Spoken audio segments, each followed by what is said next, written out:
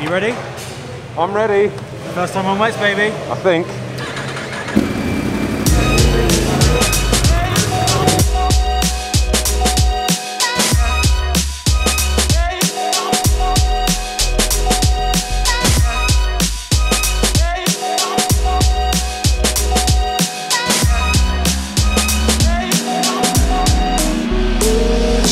So, on paper, today should have been pretty damn good. Best day ever, should have been. Yeah.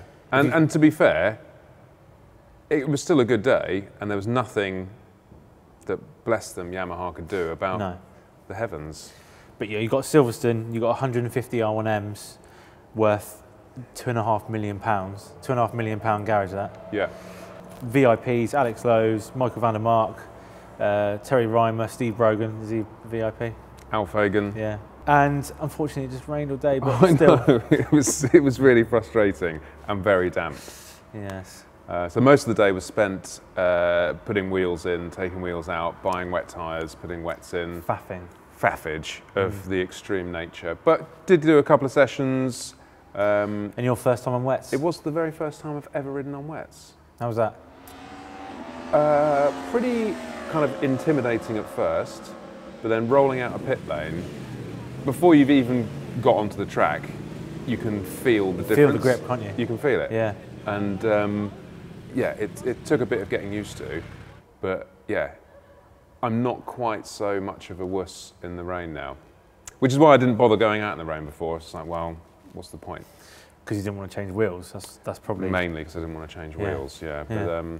But generally, the event is actually a pretty cool thing to do. It's a cool event. I've got to say, I didn't come last year, but I saw pictures of it in the 32-degree heat sunshine last year.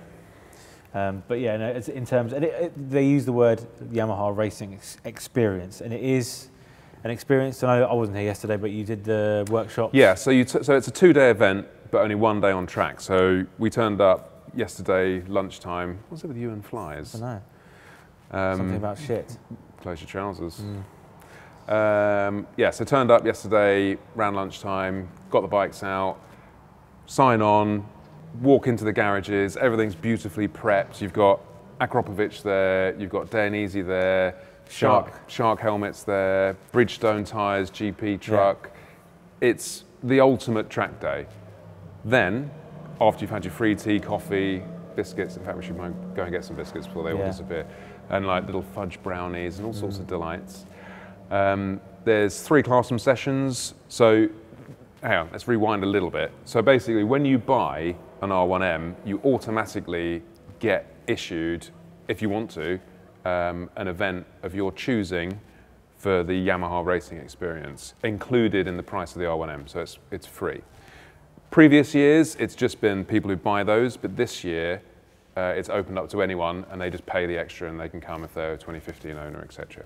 So you choose your track, and yeah, it's all about learning to use the ridiculous controls and electronics within this bike and actually capitalizing it. And from an ownership point of view myself, even after owning the bike for over a year now, I still learnt stuff, and I didn't think I would. I thought I'd sort of rock in and go, oh, I know all this stuff. But it's like, oh, right, actually, that's pretty cool. I love the little, for example, the track option on the software, on the data logger. Yeah. That, for me, was a little find. Yeah, and you can, and just silly little things, like you can rename your modes to like wet. So it says on the dash, you can have fanny or spaffage. Or this might be a bit long, spaffage. Now we will continue on the wireless setting application, just to show you how to prepare a special setting for the riding session. So today it's wet conditions, so we will try to prepare something appropriate. So this is very similar to what you have on the dashboard, but you can do it comfortably at home in your sofa before riding. So for example, for today, we can prepare this mode. Yeah. I think we can use, for example, power mode 3. Yeah.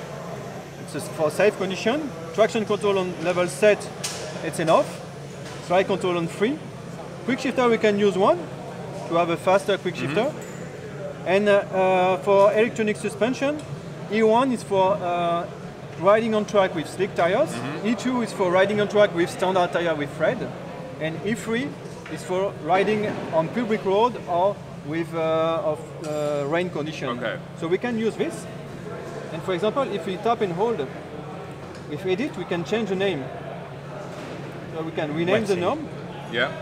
in wet. Okay. And after we can send it to your bike, just like this. And now, it will send directly this setting. Okay. But yeah, so there's three classroom. So there's Give me the three McDonald's. classroom sessions. We started off with the Olins. Oh yeah. So they were here, full Okay. support, and there's a bit of marketing bump within it. But you know, you come away thinking, shit, these aren't just metal bouncy things. Like there's a lot of development that goes into this. So they were talking about how to get the best settings out of the bike. You can go to them, they're here for the whole weekend. They can set up all the sag, because you still need to set up the preload for your own rider weight, even though it's electronic adjusting suspension. So they can do all that for you, set all that up. Then you've got Bridgestone tyres, they were here as well. Talking about tyre pressures, like just the mechanics of tyre temperatures and how to use it, which is a big thing. You know, tyres is the only thing, whatever you've got on your bike is the only thing that's in contact with the ground is It's the the tyre. final say of what happens, isn't it? So Yeah. you got running shit tyres or set up badly, you're going to have a nightmare. So that was really good. Yeah, then moving on to, what was the next classroom? I think we did generic R1 electronic. I can't remember what it was called, I think then. But that was with one of the top tech guys, just basically running through the bike, all the ECU, all the technology in it. It was a bit more of a kind of, this is fantastic, rather than a learning sort of experience, that one. But the best one I found was the CCU classroom. Yes. So that is all the app, all the data stuff, which is a bit of a minefield when you first get it. Like, I don't really know what to do. Totally set it Quite up for you. intuitive though, isn't it? Once you get your head around it. Yeah, but there's the extra bit which I didn't know. Right. From like you can look into it for a bit. Like when we went to Jerez. Yes. We didn't set the lap line and we didn't do No. all that. So it all was like, the data was inconclusive. We hadn't set it to track mode, so it was a bit missing. So they can teach you all about that, and you know, it is a pretty phenomenal event. But then again, you know, playing devil's advocate, you pay nearly 20 grand for a bike. Yeah. It's nice to get something back. Yeah, absolutely. But on the same token, there aren't any other manufacturers doing this.